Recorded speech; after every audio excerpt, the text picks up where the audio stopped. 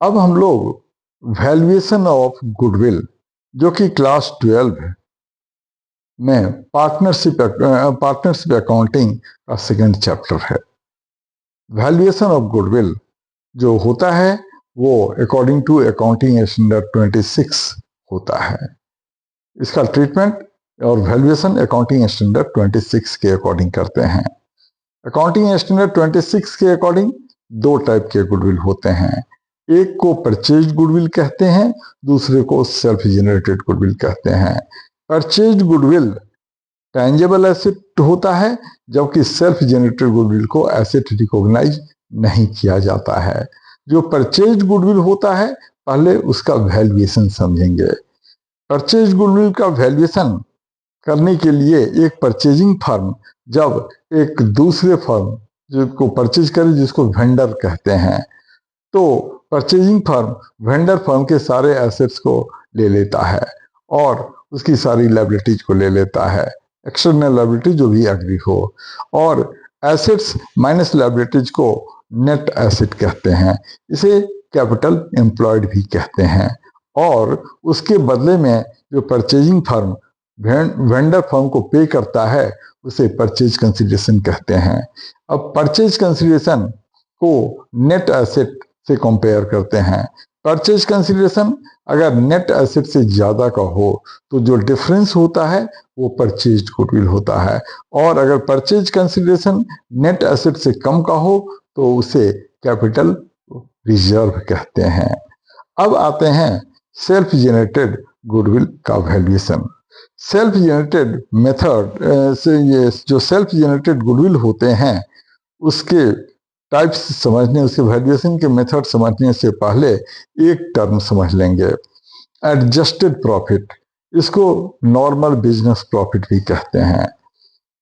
ये निकालने का एक फॉर्मूला होता है। नेट प्रॉफिट या नेट लॉस में एबनॉर्मल एक्सपेंसेस को ऐड करते हैं और एबनॉर्मल इनकम को लेस करते हैं। नॉर्मल इनकम को ऐड करते हैं और नॉर्मल एक्सपेंसेस को लेस करते हैं। फिर जो अमाउंट आता है वो एडजस्टेड प्रॉफिट आता है, या इसको मेंटेनेबल प्रॉफिट भी कहते हैं, या नॉर्मल बिजनेस का नॉर्मल प्रॉफिट भी कहते हैं। अब फर्स्ट मेथड सीखेंगे सेल्फ जनरेटेड गुडविल के वैल्यूएशन का। इसे एवरेज प्रॉफिट मेथड कहते हैं। इस एवरेज प्रॉफिट मेथड के अंदर भी दो सब मेथड्स होते हैं। एक को सिंपल एवरेज प्रॉफिट मेथड कहते हैं, दूसरे को वेटेड एवरेज प्रॉफिट मेथड कहते हैं।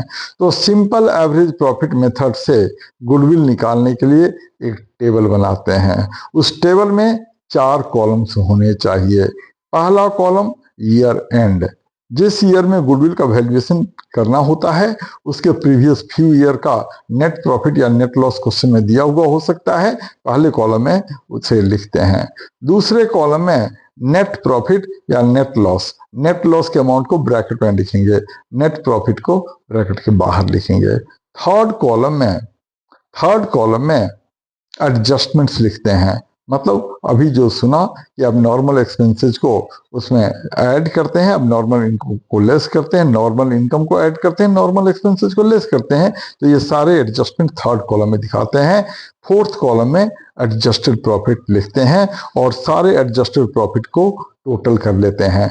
इसके बाद नीचे लिखते हैं एवरेज एडजस्टेड प्रॉफिट या maintainable profit equal to total adjusted profit upon number of years.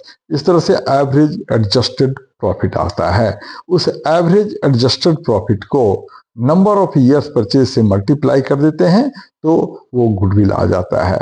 अब वेटेड एवरेज प्रॉफिट मेथड से गुडविल वैल्यूएशन का मेथड समझेंगे। इसमें भी एक टेबल बनाएंगे जिसमें 6 कॉलम्स बनाएंगे। सबसे पहला कॉलम ईयर एंड पर ध्यान देंगे। ईयर एंड पिछले कुछ ईयर्स का प्रॉफिट, नेट लॉस दिया होगा, वो सारे ईयर्स लिखते हैं। दूसरे कॉलम में नेट प्रॉफिट या नेट लॉस लिखते हैं। तीसरे कॉलम में एडजस्टमेंट्स नोट करते हैं। चौथे कॉलम में एडजस्टेड प्रॉफिट। फिफ्थ कॉलम में वेट्स लिखते हैं और सिक्स्थ कॉलम में वेटेड एडजस्टेड प्रॉफिट लिखते हैं, जो कि एडजस्टेड प्रॉफिट इनटू वेट होता है। फिर लास्ट के दो कॉलम को टोटल करते हैं, वेट्स का टोटल करते हैं और वेटेड एडजस्टेड प्रॉफिट का टोटल करते हैं। फिर नीचे लिखते हैं average weighted adjusted profit equal to total weighted adjusted profit upon total of weights. इससे वेटेड एवरेज एडजस्टेड प्रॉफिट आ जाता है। फिर गुडविल के लिए इस वेटेड एवरेज एडजस्टेड प्रॉफिट को नंबर ऑफ ईयर्स परचेज से मल्टीप्लाई कर देते हैं, तो वो वेटेड एवरेज एडजस्टेड प्रॉफिट से गुडविल आ जाता है। दूसरा मेथड होता है super profit method. Super profit method में 5 स्टेप्स को फॉलो करते हैं। सबसे पहले एवरेज एडजस्टेड प्रॉफिट निकालते हैं।